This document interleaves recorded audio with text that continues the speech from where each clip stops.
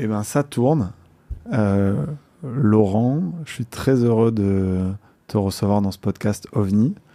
On se connaissait par l'intermédiaire de notre associé Mathieu Stéphanie et on s'est parlé il y a quelques mois. Tu as eu la gentillesse de m'inviter en tant que jury sur votre événement, le Summit de Kite and Connect, c'est ça? Bonjour. Ouais. En fait, tu es venu d'abord à un apéro. Un concours. Alors, tu es venu à un apéro, mais tu es venu à un concours de start-up qui est original puisqu'il s'appelle Pitch on the Beach. Ce qui veut dire qu'on pitch sa start-up dans un cadre plutôt sympa qui est une plage.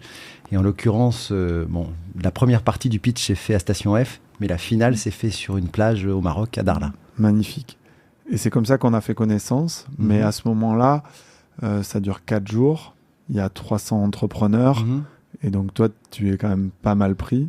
Et je voulais t'inviter parce que j'ai trouvé un discours que tu as fait lors d'un des talks hyper inspirant.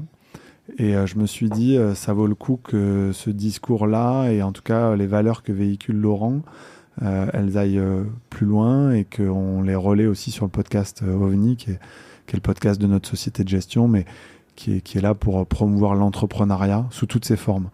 Je vais pas être très original. Mathieu a cette formule qui marche bien sur Génération Do It Yourself, où il demande tout simplement à ses invités de se présenter. Et est-ce que tu veux bien qu'on commence par là, donc Laurent Witt, et me dire un peu qui tu es, en tout cas comment tu te définis? Écoute, merci de m'inviter, Arnaud. J'ai 52 ans depuis quelques jours. Je suis né en Normandie, donc au bord de la mer.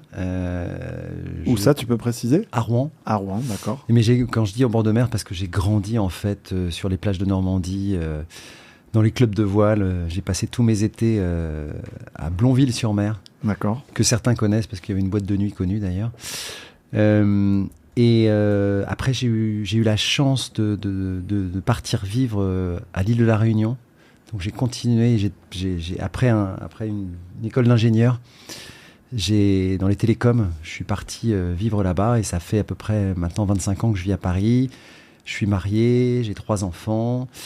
Et voilà, moi aujourd'hui, je me définis autour de... En fait, je suis devenu entrepreneur un peu par hasard, dans le sens où j'ai cherché à construire ma vie autour du temps libre, du plaisir, du fun. Et à un moment, c'était pas possible en tant que salarié. Et donc, j'ai décidé que la voie entrepreneuriale, c'était la meilleure façon d'être libre et de choisir la vie que je voulais. Et moi qui n'avais aucune ambition professionnelle particulière, qui voulait juste kiffer, je me suis rendu compte que l'entrepreneuriat me permettrait d'arriver à ça. Donc voilà, j'ai construit des choses qui aujourd'hui font qu'en plus, j'essaie d'animer toute une communauté autour de ça. Et c'est comme ça que tu l'as raconté, ce début d'aventure entrepreneuriale, donc... ce club d'entrepreneurs, ton entreprise, en fait, c'est une agence de voyage, mais ça fait plein de choses à la fois, du network, du business, qui s'appelle Kite and Connect. Il y a 10 ans, personne n'y croyait. Ouais. Tous tes amis t'ont dit que ça ne marcherait jamais. Tu as connu des moments de doute incroyables, tu as traversé le Covid, etc. Est-ce que tu veux bien raconter un peu d'où c'est parti? Et comment t'es passé de 0 à 300 membres, à un événement, à des dizaines d'événements par an, et comment tu as fait pour transformer effectivement tes passions et certaines de tes compétences professionnelles en entreprise finalement? Alors, je vais faire un petit retour arrière. Ce que j'ai pas pu expliquer lors de la conférence, parce qu'on était encore plus timé, c'est que tout ça, effectivement, il y a toujours une raison. Donc moi, j'ai été salarié, mais en tant que salarié, j'ai été dans des grosses boîtes. Tu as des moyens, tu as des gens qui t'entourent et tu développes une stratégie, tu as une voie d'agrandir. Et puis, pour plein de raisons, un jour au lendemain, moi, j'ai décidé de devenir entrepreneur et de monter ma propre société. Donc, je suis reparti de ce que je savais faire. À l'époque, j'étais directeur marketing et com dans une grosse boîte. Donc, j'ai structuré avec un associé une première entreprise là-dedans. Et en fait, du jour au lendemain, tu as un savoir-faire, tu as des compétences, tu as un réseau, mais c'est pas pour ça que tu maîtrises la construction d'une entreprise, comment tu fais pour la créer, comment tu la développes, comment tu fais pour payer tes collaborateurs, comment tu fais pour grandir. Voilà, en fait, tu découvres un deuxième métier. Tu as le métier que tu sais faire et puis tu as un métier qui est entrepreneur. Et donc, la première chose que tu fais, c'est que tu te retournes vers tout le réseau que tu as autour de toi, que tu connais. Sauf que ton réseau, il est à ton image, celui que tu as eu pendant 15 ans, c'est-à-dire un réseau principalement composé de gens qui sont des salariés. Et qui sont dans ton domaine et qui ne sont pas forcément des entrepreneurs. Exactement. Et donc, les problématiques sont différentes. Et les problématiques que tu leur adresses, tu n'as pas forcément de réponse. Donc, tu cherches à te rapprocher de tes pairs. Donc, tes pairs, maintenant, ça devient des entrepreneurs. Toi, ça fait 6 mois, 1 an que tu es entrepreneur, donc tu vas chercher tes pairs. Et donc, tu commences à te dire, OK, je vais aller rencontrer les réseaux d'entrepreneurs. Et je pense que ça arrivait à beaucoup de gens de se dire, tiens, je vais aller rencontrer les réseaux d'entrepreneurs dans tel domaine. À ceux qui font beaucoup de business, donc tu vas voir des réseaux d'entrepreneurs où ça fait énormément de business, très à l'américaine. Tu te retrouves dans des petits déjeuners à 7h30 du matin. Et là, tu vois 15 personnes que tu connais pas qui sont à fond, qui disent « Ouais, toi, tu fais quoi et tout ? Ah, moi, je fais ça. Moi, je vends des assurances bidules. Moi, je fais ceci, je fais cela. Ah, on va faire du business ensemble. » Ouais, c'est pas évident. Hein. Ouah, moi, je sais pas, on se connaît pas. Je sais pas ce que tu vaux. T'as l'air sympa, mais ça me va pas, quoi. C'est pas suffisant. Donc, tu fais ce genre de petit déjeuner. Après, tu vas dans d'autres réseaux d'entrepreneurs où là, c'est d'autres types de personnes qui sont là peut-être pour faire la fête, peut-être pour te vendre un truc, peut-être pour... Il manquait le côté fun, le côté sport, la glisse. En fait, soit je suis tombé dans des réseaux très business où on me demandait de faire du business avec des gens que je connaissais pas, soit c'était juste du copinage et il n'y avait pas de côté humain qui me plaisait, soit il n'y avait pas de passion, il n'y avait rien qui animait. Quoi, il manquait quelque chose. Il n'y avait pas tous les ingrédients pour toi et donc tu as décidé de le créer. Mais tu faisais déjà des sports de glisse depuis 20 ans, 30 ans, parce que c'était déjà toute ta vie. Oui, ma passion a toujours été autour de... Quand t'es gamin, j'étais à l'école de voile, après je suis devenu moniteur de voile, j'ai fait de la planche à voile et j'ai suivi tous les champions, j'avais Win Magazine et j'étais fan de ça. Après, le kitesurf, il est sorti dans les années 98, 99, avec les potes, on s'est acheté ça, on a essayé, on a failli... se faire très très mal. Ouais. On a remis ça dans un placard, c'est ressorti en 2004, on s'y est tous remis à fond. Donc oui, moi, ma vie, c'était autour de la glisse, de la montagne et puis de la mer. Et donc, c'était une passion qui me drivait. Et donc, je monte cette première boîte en marketing et en com. Je suis un peu confronté à des nouvelles problématiques que je ne connaissais pas en tant que salarié. Je fréquente ces réseaux-là et je me dis, il manque un truc. Et donc, vient cette idée en 2012 de me dire, et si en side project, à côté de ce que je fais, je montais un réseau autour du sport, notamment des sports de glisse et du kitesurf que j'aime, et puis de l'entrepreneuriat. Et donc, c'est là que je commence à pitcher mon truc, tu vois. J'ai ma boîte à Paris, on est 3, et démarre, et fait quelques centaines de milliers d'euros de chiffre d'affaires, mais bon, c'est le début, quoi, tu vois. Et là, je commence à pitcher aux gens que je rencontre. Ah tiens, je suis en train de réfléchir à monter un réseau d'entrepreneurs. Et la personne y croit. Alors qu'aux US, c'est un truc qui est déjà un peu installé et que ça prend. Toi, depuis 4-5 ans aux US. Tu te déplaces souvent aux US, pareil J'y vais un peu parce que la boîte que j'ai montée en marketing et en communication travaille beaucoup sur le retail. Et on va beaucoup aux US pour observer ce qui se passe dans le retail. Notamment en mois de janvier, il y a un salon qui s'appelle le NRF. Et c'est un rendez-vous annuel. On emmène beaucoup de retailers, on les accompagne, on voit des nouveaux concepts, des nouveaux stores, etc. Donc, je suis proche des US. Je ne suis pas forcément proche du milieu de la tech pure et aussi de la Californie parce que beaucoup de choses, et notamment ce réseau qui est monté par un VC qui s'appelle Bill Tai, est monté en Californie. Et c'est là que commence à monter la petite graine dans les années 2010 tiens, si on rencontrait des startups et que ça soit fun, tiens, si on allait faire un week-end kitesurf à Miami, à Hawaï, etc. Et puis là, les VC arrivent et puis ils commencent entre eux à passer des bons moments, quoi. Et puis finalement, autour de la caipirinha et de la session de surf, ils se disent, tiens, ça m'intéresse ta boîte, etc. Et les premiers invests un peu fun se font dans ces conditions-là dans les années 2005-2010. Donc oui, il y avait ce premier sillon. Et je parle de Bill qui m'a aidé à monter le club quelque part de manière indirecte en m'autorisant. C'est lui qui crée cette première dynamique et ce premier club qui aux États-Unis en 2012-2014 devient the place to be pour les VC et puis pour les start-upers aussi. Excellent. Et donc ça, tel que tu nous l'as raconté, alors que personne, effectivement, moi je dis toujours nul n'est prophète en son pays, personne mord à cette idée et a envie de te dire ok, moi je te prends un bungalow, on organise le truc, etc. Tu vois qu'à l'étranger ça fonctionne, en tout cas qu'il y a une initiative qui marche et tu te dis bon ben en fait je vais y aller et puis on verra bien. À quel moment tu as ce point de bascule de te dire bon ben en fait mon side project ça peut peut-être devenir mon projet principal et ça y est je me lance, je fais le grand saut et j'organise mon premier event. Tu sais, tu te fais toujours une idée sur la boîte quand tu la crées ou l'idée que tu as. Tu te dis, bah, moi, je vais monter Kite & Connect, je vais associer kitesurf et rencontres entrepreneuriales. Et donc, tu pitches ça, soit à des gens qui connaissent pas le kite et qui te regardent en disant, c'est quoi le kitesurf ? Ouais. Et ils te disent, mais attends, il y a 12 ans, l'image, elle est beaucoup moins fun qu'aujourd'hui. Les femmes se rendent pas compte qu'elles peuvent en faire. On voit beaucoup les difficultés de s'y mettre et pas tous les côtés fun. Soit les entrepreneurs qui sont là-dedans me disent, en fait, quand je creuse, ils me disent, mais attends, Laurent, on va pas mélanger notre activité pro et puis notre passion pour le kite.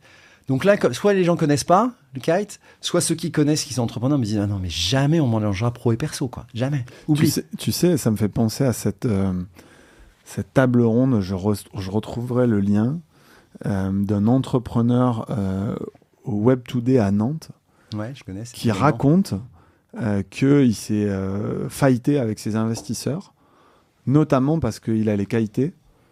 Et en fait, il a fini même par quitter la boîte qu'il avait cofondée parce qu'il y a 10-15 ans, c'était juste pas admis du tout qu'un entrepreneur puisse aller prendre 2-3 heures entre midi et 2 pour aller faire du kite. Et donc, sur le côté, je cloisonne et surtout, je dis à personne que je fais du kite et d'un côté, j'ai le boulot et de l'autre côté, j'ai le kite. C'est marrant ce que tu décris parce que je pense que les mentalités ont bien évolué et on s'autorise aujourd'hui à réunir ces deux passions. Mais en tout cas, cette table ronde, elle a je pense, plus de 10 ans. T'as raison, ça a énormément changé. Ça a énormément changé. Le Covid a aidé beaucoup parce qu'on s'est rendu compte que les collaborateurs aussi voulaient faire du télétravail, que mélanger l'un et l'autre. Et puis je pense que dans nos mentalités, on a compris que on pouvait combiner, on pouvait faire des choses sérieuses sans se prendre au sérieux, on pouvait faire du sport et apprendre des choses. En fait, progressivement, à travers Kite & Connect et plein d'autres choses, on essaie de montrer que on peut tout mixer au même endroit et qu'en fait, c'est 1 + 1 = 3. Quoi. Puis les valeurs du sport sont arrivées beaucoup plus dans l'entreprise qu'avant. Tout à fait. Mathieu en parle souvent, il dit que finalement, dans certains milieux, les sportifs étaient un peu pas pris au sérieux. Moi, j'ai souvenir de ces discussions avec Taï Chris qui me disait dans les dîners, des fois, on me disait ah ouais, ok, t'as sauté de la Tour Eiffel, ok, ouais, t'as gagné les X Games, ok, ouais, génial, bon, et tout.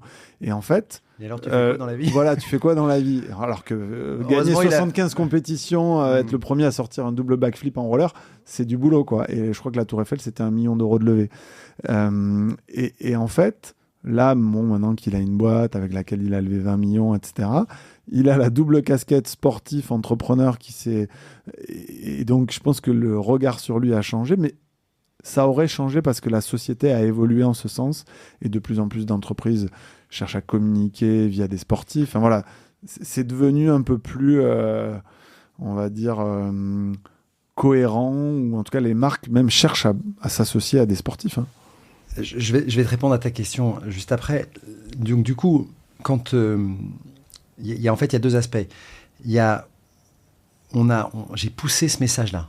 Et puis un jour, comme j'y arrive pas et que je galère et que j'en parle à un de mes copains, ce que je raconte dans l'histoire, on est à l'apéro, on discute, on refait le monde. Et puis là, mon pote Yacine, qui habite aux États-Unis, me dit mais ton truc là, où t'en es ? Et je lui raconte toute cette histoire, quoi, toutes les vannes que je me prends depuis 1 an, tu vois, et puis au bout d'un moment, quand tu pitches, ça marche pas, tu te dis, je suis à côté de la plaque.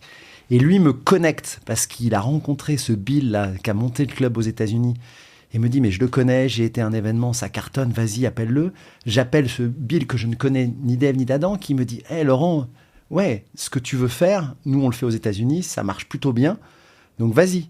Et déjà, ça, tu vois, ce lien qui arrive à un moment, ce changement, cette rencontre que tu as au téléphone qui dure 5 minutes, ou c'est face à face qu'on fait là, en fait, ça peut avoir un impact énorme. Fort. Et moi, cette autorisation-là, ça m'a permis déjà de prendre confiance dans mon projet.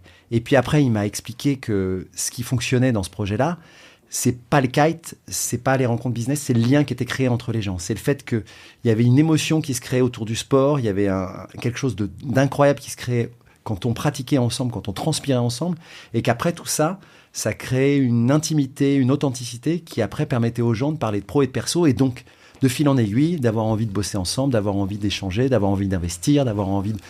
Et cette magie-là, en fait, c'est ça qui a permis, au fur et à mesure, de construire un Kite & Connect et de grandir ensemble.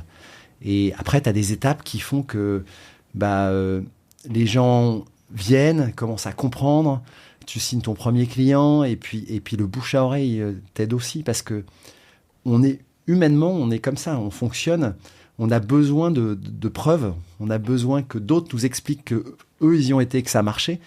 Et tu sais, tu as les early adopters, et moi, il a fallu que je trouve mes early adopters. Et ces early adopters, après... Ils sont précieux. Hein. Mais c'est ça qui change tout. Est-ce que tu racontes d'ailleurs, donc on va revenir après sur la partie valeur, sport, etc. Dans ton discours à ce moment-là, tu dis, pour avoir les 10 premiers early adopters, j'ai dû contacter peut-être 100 personnes. Mm-hmm. Et ça, c'est un truc que moi, j'aime bien expliquer. C'est les gens, ils font du SEO, donc du référencement naturel, ils font 10 articles, ils s'arrêtent. Mm-hmm. Mais c'est au bout de 50 ou 100 que Google commence à vraiment les référencer. Les gens font de la prospection commerciale et au bout de 50, ils s'arrêtent.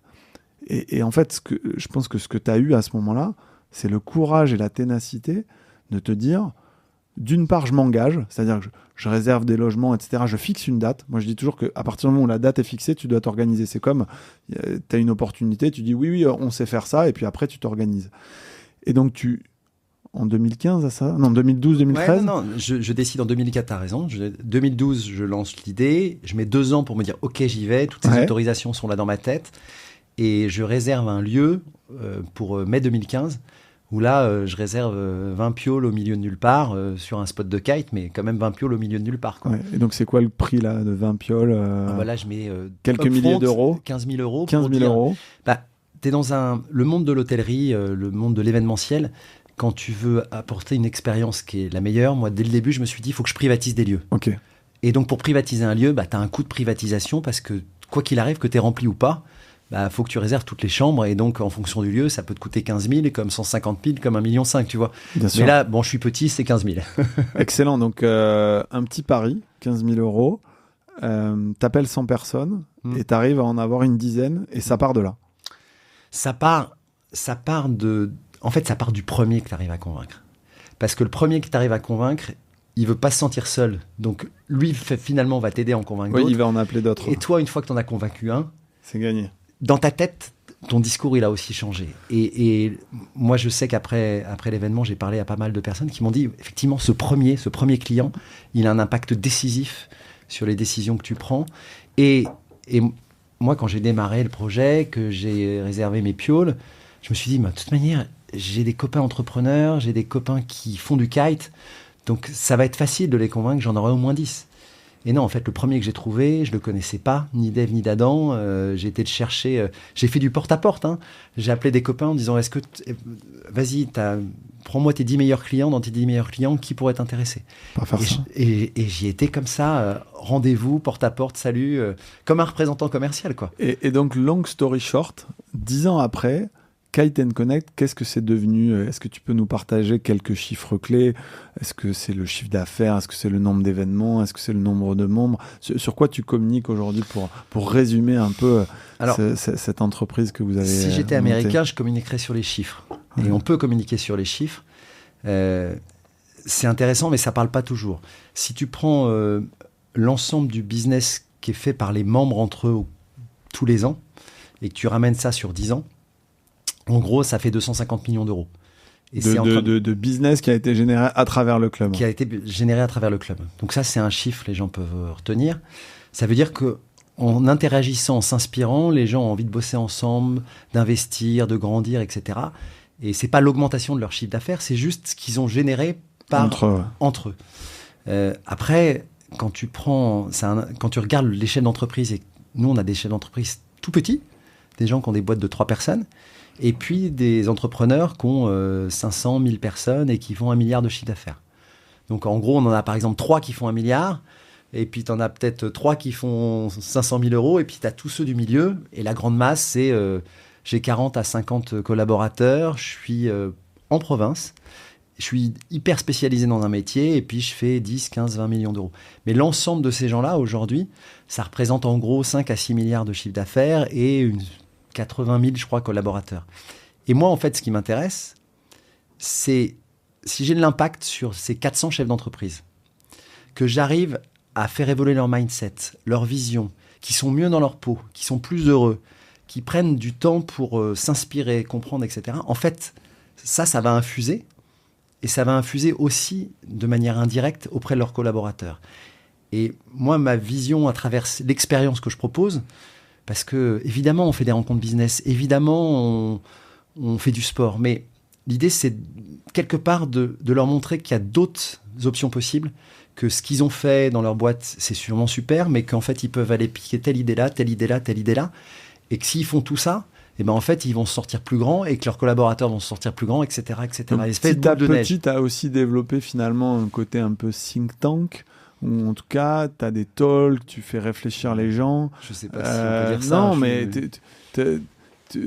en tout cas, moi, un truc que j'ai apprécié donc, pour avoir vécu pour la première fois cette expérience-là, et moi je suis arrivé au bout de 10 ans, notamment grâce à des gens comme Thierry Van Val de Wind qu'on apprécie beaucoup, grâce à Mathieu, grâce à Emmanuel Stern qui me dit depuis 2017, il était là en 2017, voilà, 2018, qui me dit donc Emmanuel Stern One Direct, faut que tu viennes au Kiten Connect, Sylvain de Sportium, enfin en fait moi j'ai peut-être 15 personnes qui m'ont dit faut que tu viennes.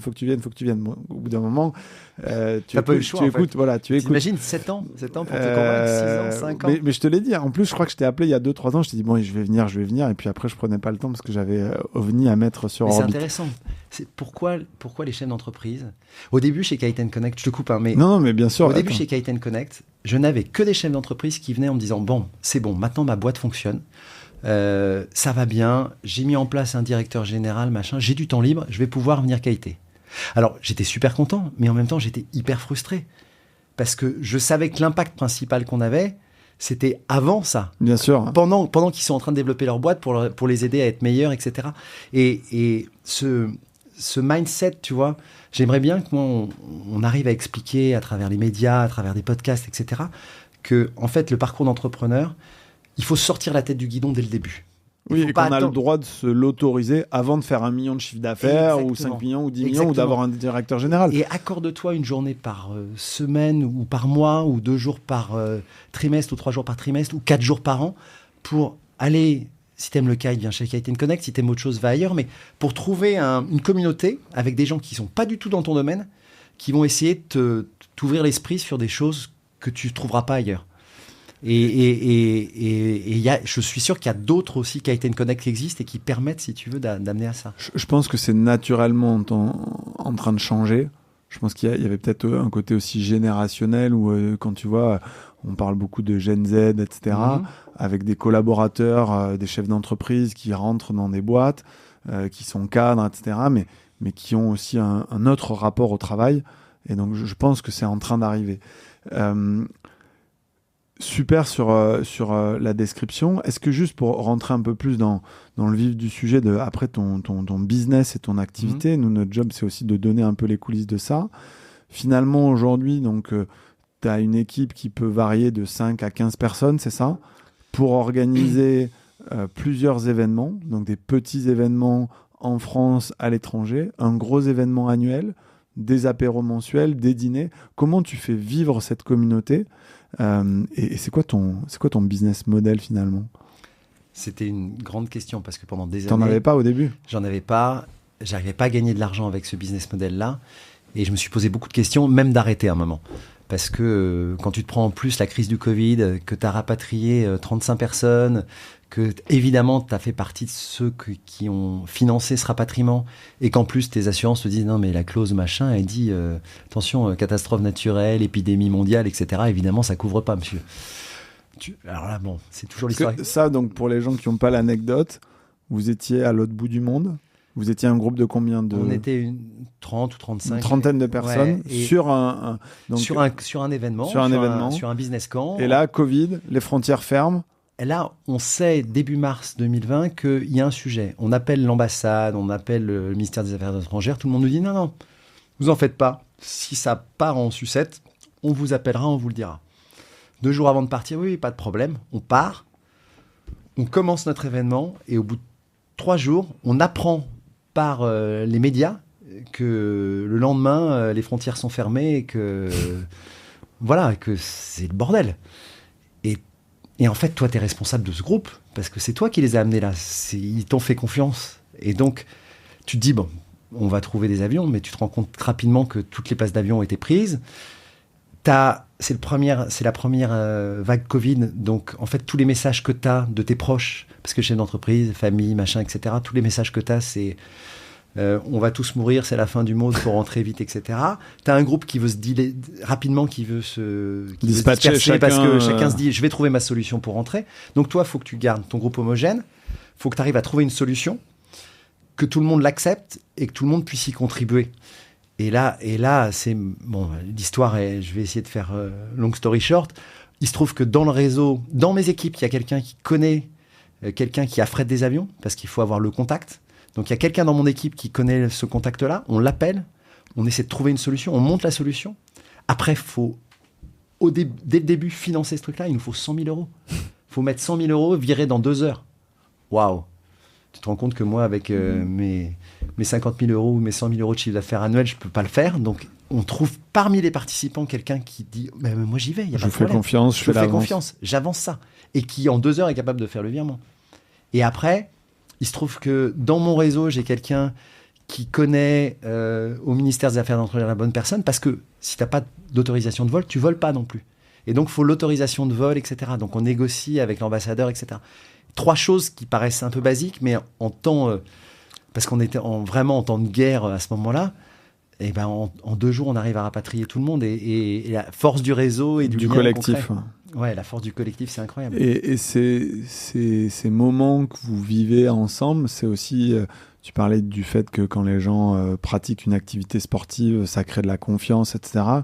J'imagine que les 30 personnes que vous avez rapatriées, etc., le souvenir... Elles le gardent pour toute leur vie, ils vont le raconter à leurs enfants, à leurs petits-enfants, et ça les lie aussi de façon très forte à ton club.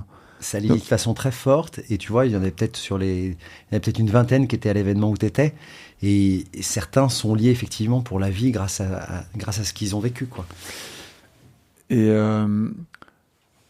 tu parles beaucoup de business émotionnel,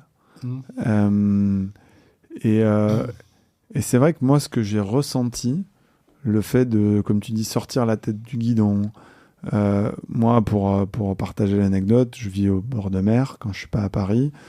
Je fais du kite depuis longtemps, mais en gros, depuis 2021, mon kite était au garage et j'avais un seul objectif, c'était OVNI, lever mon fonds, faire mes deals. Et en fait, je me suis pas autorisé une seule fois d'aller faire du kite. Et donc, ça m'a permis de retrouver des sensations, me remettre à l'eau, découvrir des trucs, bénéficier de conseils de coach, progresser, etc. Et c'est vrai que tu t'en ressors un peu grandi et après, tu fais des connexions qui sont assez fortes. Moi, je me souviens de ce discours de Cyril Capitaine qu'on va essayer de mettre dans les bonus de cet épisode qu'on fait tous les deux. De cette jeune fille qui a pitché sur scène, Élise. La rencontre avec Augustin qui nous apprend qu'en fait, il a eu son job chez toi, je sais même pas si tu le sais, parce qu'il a lu la newsletter de Mathieu dans les bons plans. Je trouve qu'en fait, on ressort de ce que tu organises avec beaucoup d'émotions, des souvenirs et ouais. Comment t'es arrivé justement à petit amener autant d'émotions, proposer des activités, proposer des moments forts, la sunrise, etc. Parce que j'imagine que sur le premier format que tu as organisé, entre le premier format et puis 10 ans après, quand tu as 300 personnes et on va dire ta machine, elle est bien rodée, et comment petit à petit, tu as rajouté des ingrédients dans ta recette pour faire en sorte que ça devienne ce club que c'est aujourd'hui? Il y a plusieurs... il y a une secret sauce. Bon, c'est très lié à ma personnalité, c'est-à-dire que j'ai pas peur de grand-chose. Donc, à partir du moment où j'imagine, je me dis que ça doit être possible de le faire. T'as pas peur que ça soit un flop j'ai pas peur du truc. Donc, je me dis, tiens, comme Inoxtag, j'ai envie de monter en l'Everest, on va le faire. Donc, moi, je me suis dit, je vais monter un club. Et puis après, et puis au bout d'un moment, je me suis dit, OK, je vais faire un événement de 200 personnes. Tout le monde m'avait dit aussi que c'était impossible. Je me suis dit, c'est pas grave, je vais trouver la façon de le faire. J'y connais rien, l'événementiel, je viens pas de ce milieu-là, c'est pas grave. Et en fait, déjà, quand tu as pas peur et quand t'as pas les prérequis d'un métier, t'as pas un cadre dans lequel tu t'es out of the box. Et donc, déjà, être out of the box, ça te permet d'imaginer n'importe quoi. Et en fait, il faut un peu de folie. Il faut un peu de folie. Les gens ont envie un peu de folie dans la vie. Et si c'est pas toi qui leur amène la folie, ils vont rester derrière leur écran à voir cette folie chez les autres. Donc, c'est à toi de prendre le risque de leur amener cette folie-là et qu'ils te suivent un peu. Et ce brin de folie, tu l'as toujours eu. Il vient aussi de ta femme, de tes amis. Il vient d'où ce brin de folie? Il vient forcément de ton environnement. C'est intéressant ta question parce que je pense que j'ai toujours cherché à voir les choses d'une manière un peu différente et à me poser la question de si je faisais par la droite au lieu de faire par la gauche, qu'est-ce que ça donnerait? Donc un côté un peu anticonformiste, un petit côté rebelle. J'aime ma liberté, rebelle, etc. que j'ai réussi à contenir quand j'étais salarié, tu vois. Et puis à un moment la marmite est bout et donc tu vas faire ta voie. Mais moi j'ai fait une école d'ingénieur, mais en fait j'ai rien d'un ingénieur, tu vois. Et c'était juste des bases, des briques pour me permettre de rebondir sur autre chose. Ce qui est intéressant, c'est d'aller cultiver, tu sais, quand tu regardes un peu les gens qui ont eu un impact sur un peu, pas le monde, mais en tout cas qui ont eu un impact, c'est souvent des gens qui se sont posé la question, qui ont été découvrir des nouveaux continents, qui ont été faire des recherches, qui ont pensé différemment, qui, en faisant une recette de cuisine, finalement, on l'ont planté et ont découvert un gâteau ou une nouvelle façon de faire la cuisine. Donc moi, ce qui m'intéresse tous les jours chez Kite & Connect, c'est d'aller chercher quelque chose de nouveau. Et tu as fait un B2B cette année, et si tu viens l'année prochaine... Ça sera pas le même? Ça sera pas le même parce que moi, ça m'intéresse pas de faire la même recette tous les ans. Ça m'intéresse. Et donc, comment tu as fait pour changer pendant 10 ans? J'ai testé tous les ans. J'ai fait des conneries. Alors c'est quoi? J'ai recommencé. Ça m'intéresse. C'est quoi les conneries? Les échecs? Les échecs, c'est par exemple d'imaginer que t'es Yann Barthès, que moi je suis Yann Barthès, et qu'une fois par an je peux m'improviser animateur sur un plateau avec des chroniqueurs. Je suis pas Yann Barthès. Les gens que j'ai pris pour chroniqueurs, ils étaient pas chroniqueurs, et donc on a essayé de faire un truc, mais les gens ont pas compris quoi. C'est pas grave. L'année d'après, t'as changé. Mais je m'en suis pris plein la gueule, surtout. Et c'est pas grave. Donc, tu t'en prends un peu, et puis t'essaies d'écouter, et t'essaies de... Tu t'es planté sur des destinations? Est-ce que, par exemple... Ah, non, non. Oui, tu te plantes sur plein... En fait, le fait de tester à chaque fois des nouveaux lieux aussi, parce que nous, on fait effectivement une quarantaine d'événements, on fait des soirées, on fait des dîners. J'ai repris l'idée des dîners de Thierry Ardisson qu'il faisait chez lui, on fait ça chez moi, donc j'invite tous les mois 10 personnes, 10 entrepreneurs chez moi qui se connaissent pas, et il y a tout un process, ils doivent parler d'un truc, c'est très particulier, mais en fait, pareil, je les fais sortir de leur zone de confort tranquillement, parce qu'ils sont dans un cadre un peu feutré, mais ça les fait s'ouvrir et voir les choses différemment. Et par exemple, effectivement, on va sur des lieux de kite différents à chaque fois. Tous les ans, je vais dans 2 lieux qu'on n'a jamais fait. Si tu veux aller sur celui-là, c'est cette année et c'est pas un autre moment. Alors c'est compliqué parce que l'expérience, ça peut être meilleure ou elle peut être moins bonne. En changeant de lieu, le vent peut être moins bon, l'hôtel peut être moins sympa, les gens peuvent être différents.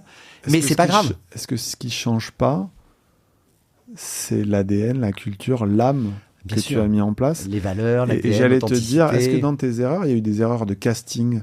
C'est-à-dire, tu as vu débarquer des gens, parce que tu vois, cette année, tu avais quasiment un tiers de nouveaux membres, où tu t'es dit, non, là, ça fit pas, je le sens pas. Alors, tu fais beaucoup d'erreurs au début, parce que tu te cherches, parce que tu as besoin de clients, donc tu fais des compromis. Maintenant, j'en fais plus. Je veux plus bosser avec des cons. Je veux plus avoir des cons dans mon club. Et comment tu fais? Alors, c'est délicat, si quelqu'un Je vais les arrive, voir, tu leur dis... En fait, si tu es OK avec ça, ça marche. C'est-à-dire que moi, Donc, si un jour tu m'appelles et tu me dis, Arnaud, faut qu'on se voit, c'est que je Non. dois me faire du souci. Non, ça peut être sur le fait que on peut pas s'entendre avec tout le monde. Et en fait, il faut l'accepter. Il faut accepter qu'on est différent et que moi j'aime bien la différence, mais à un moment, si on n'a pas les mêmes valeurs, si on n'a pas la même culture, si tu prends mes collaborateurs pour des gentils organisateurs du Club Med et que t'as pas compris, nous on essaie d'apporter la meilleure expérience, on est là pour t'aider à vivre la meilleure expérience.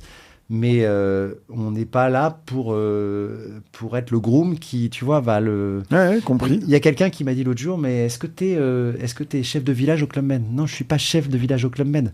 Moi, j'essaie de faire en sorte que tu vives la meilleure expérience et je suis avec toi pour t'accompagner, pour créer ce lien et pour faire en sorte que tu aies l'expérience la plus transformante possible.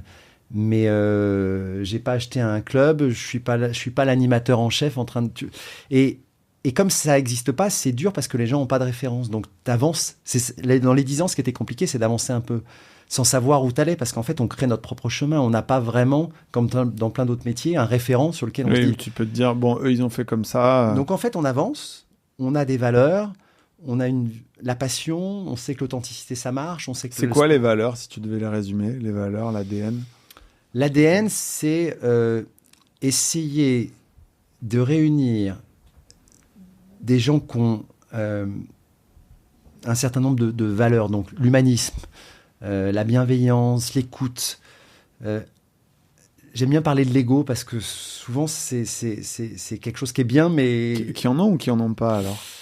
En fait, qui en ont suffisamment pour être entrepreneur, passionnant, passionné, différent, parce que moi j'aime beaucoup les gens différents, même un peu de folie, et qui en même temps en ont pas trop pour ne pas parler que d'eux, tu vois, ou ne pas être là. Moi, j'aime bien les gens qui posent des questions, qui s'interrogent, qui sont pas là en train de t'expliquer pourquoi ils sont là. Ils sont là parce qu'ils sont là et... Chacun a ses raisons. Écoute, moi, je te partage une confidence et un échange que j'ai eu avec Thierry. J'espère qu'il m'en voudra pas. Quand j'ai vécu le truc, j'ai dit à Thierry, ce que j'aime bien, c'est qu'il y a 300 personnes. T'as quelqu'un, je vais pas le citer, mais qui a introduit une des plus belles boîtes tech françaises sur le New York Stock Exchange, qui est là. Tu parles avec lui, comme tu dis, discret, tranquille, etc.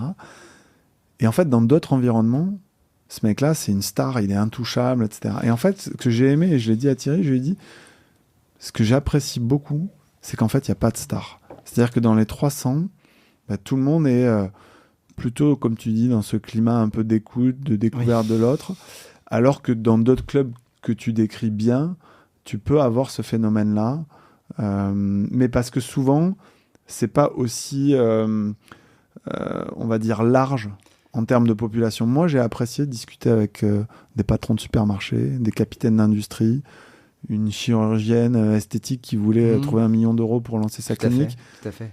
Je trouve que ça m'a fait sortir aussi de mes levées de fonds, mes startups et la tech, quoi. C'est exactement ce que je veux, ce que je souhaite, c'est que tu rencontres des gens que tu ne rencontres pas habituellement.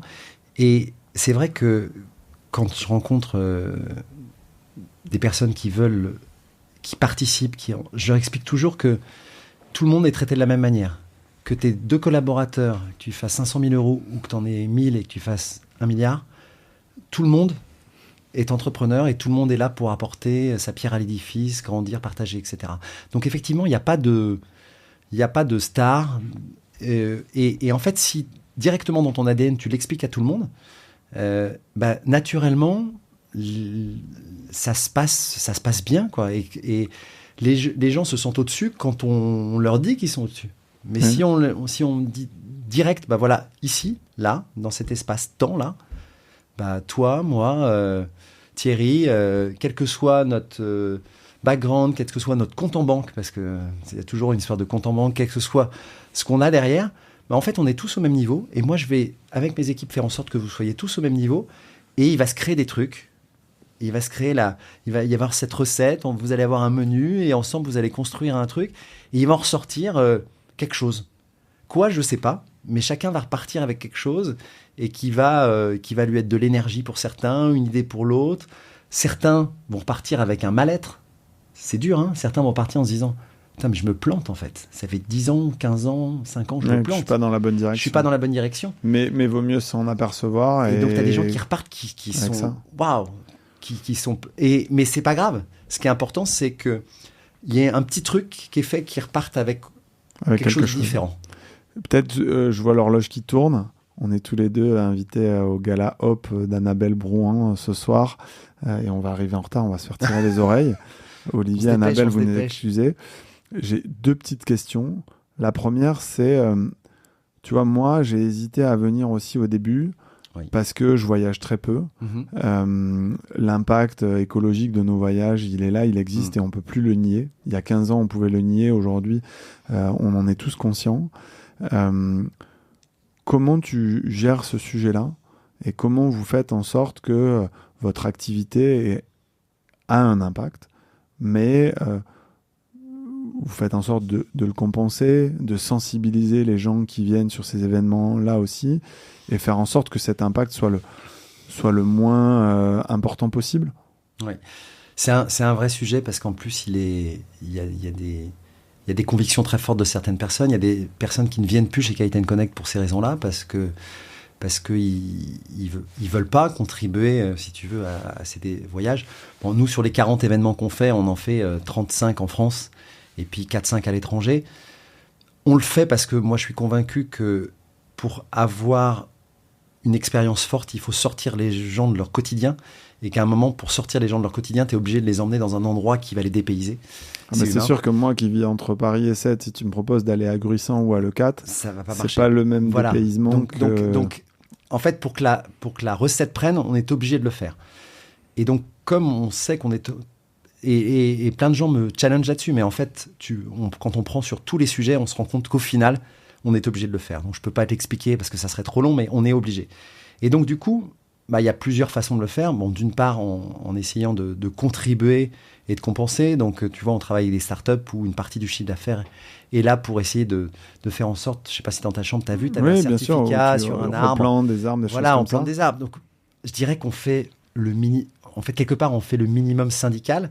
Après, vous avez aussi une façon d'engager les gens à travers des conférences sur l'impact, etc. Donc, à travers le changement de mentalité aussi. C'est ça. On essaie d'amener tous les chefs d'entreprise qui viennent d'environnements très, très différents. 1, à la prise de conscience. 2, à comment, moi, à mon niveau, je peux aider à travers la transformation de ma boîte, à travers les économies que je peux faire, à travers des entrepreneurs qui viennent te dire, écoute, moi, je peux t'aider à réduire tes déplacements, tes dépenses énergétiques, etc. Donc, il y a un vrai sujet sur faisons évoluer les mentalités.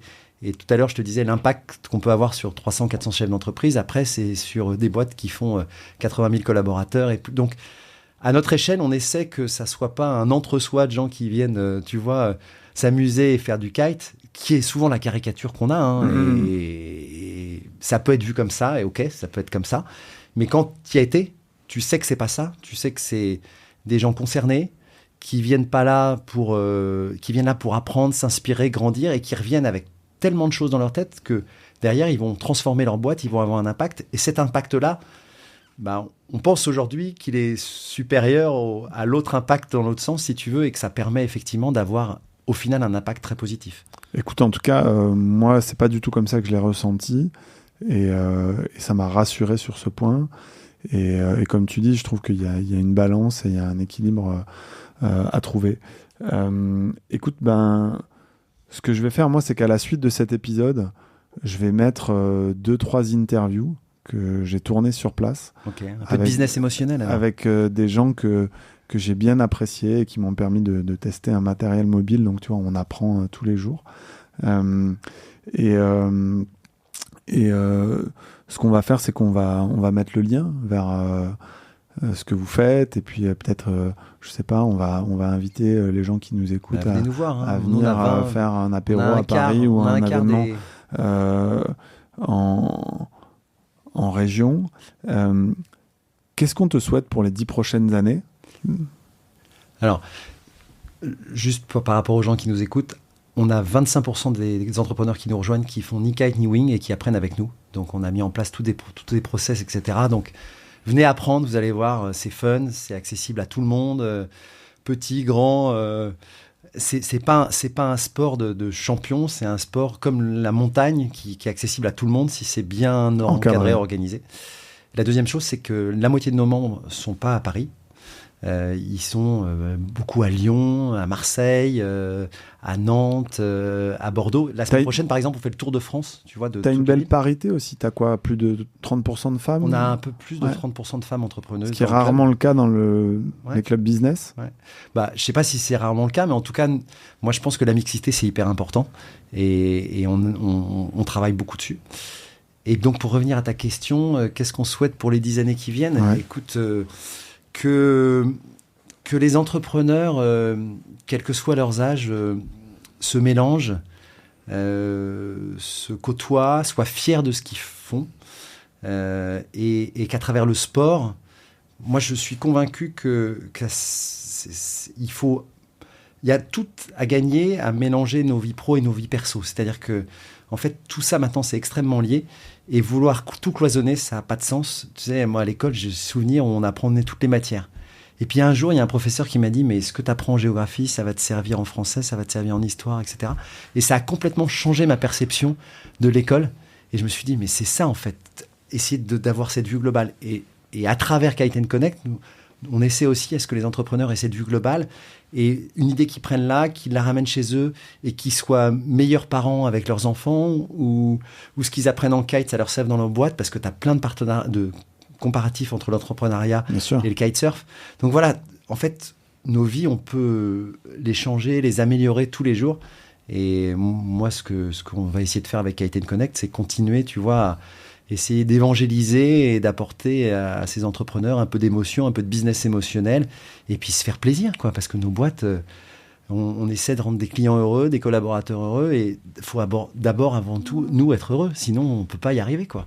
Ouais, j'ai beaucoup senti au cours de ces 4 jours passés avec vous cette notion-là de bonheur et de plaisir. Et écoute, en tout cas...